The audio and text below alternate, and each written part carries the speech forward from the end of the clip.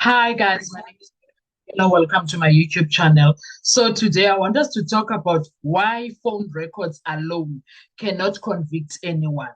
Let's just get through a legal breakdown when it comes to that. We're not saying it doesn't happen that they assist, but alone, I go see. Let's start by clearing the noise. There's too much noise that is happening in South Africa currently regarding this Danzi phone-in situation.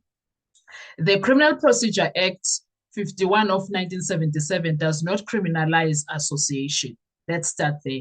It does not criminalize communication, and it certainly does not criminalize having someone's number saved on your phone. It's not a crime.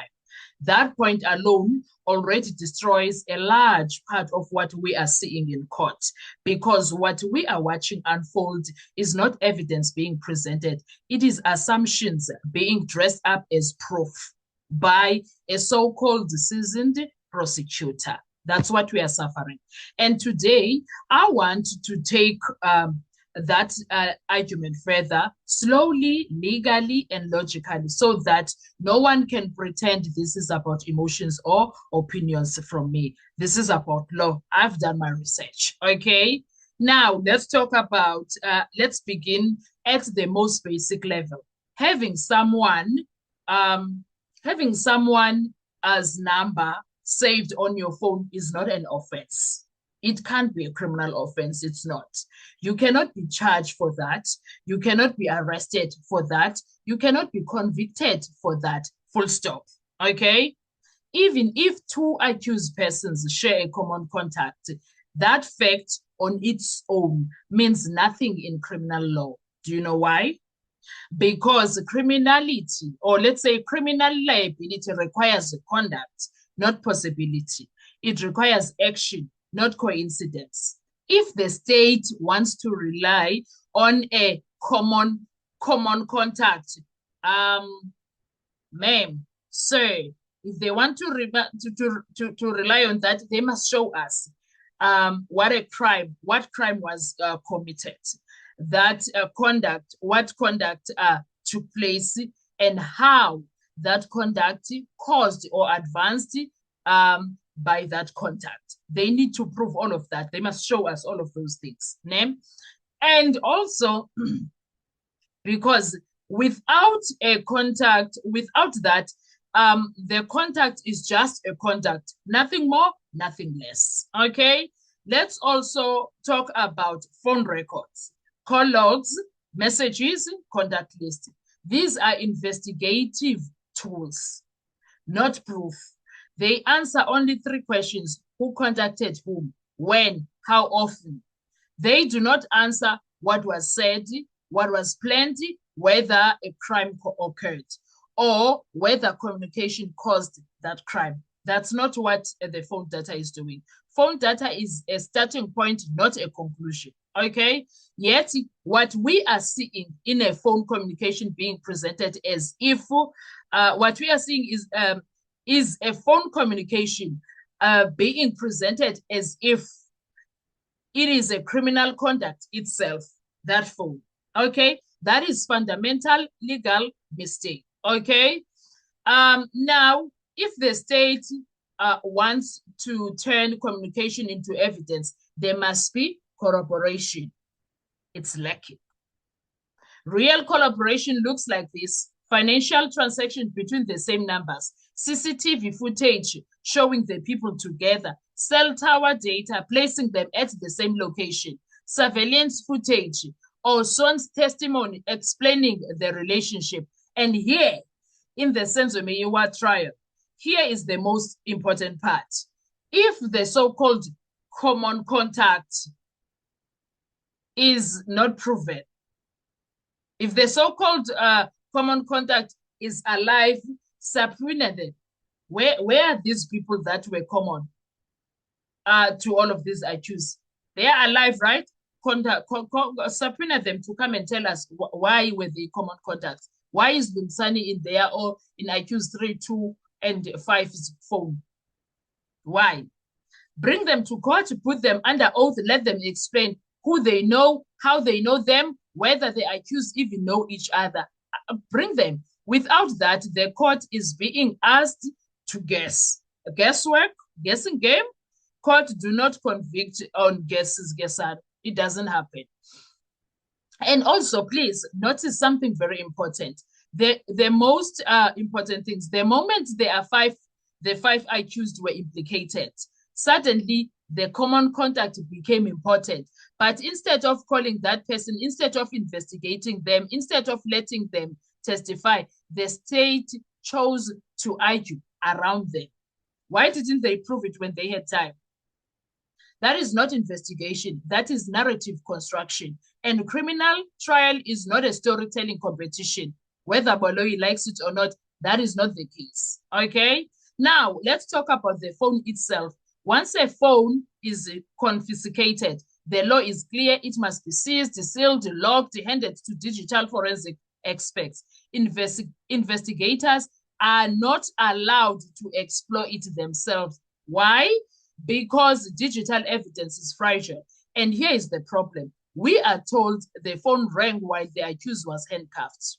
We are told the unlock button was given to an officer. We are told the phone was accessed outside a controlled environment. That alone breaks the chain of custody. Once the pattern is known, the lock can be removed, settings can be changed, data can be altered. From that moment onward, integrity was compromised. So Ubaloyi cannot come here and be telling us all of this and expect us to believe that nonsense as if South Africans are stupid people. He must not dare do that to us. And the courts do not depend, or let's say, courts do not need proof of tampering. The reasonable possibility is enough. Why was that phone there, Kabo Mapena? Do you understand? Another serious issue. We are watching the prosecutor explain evidence instead of presenting it, making claims without proof of disclosure, rush past objections, move on without confirming facts. For example, we gave them bank records when, where, to whom, was receipt confirmed. In law, disclosure must be provable, not verbal. A trial cannot operate on trust me. Excuse you. Who the hell are you?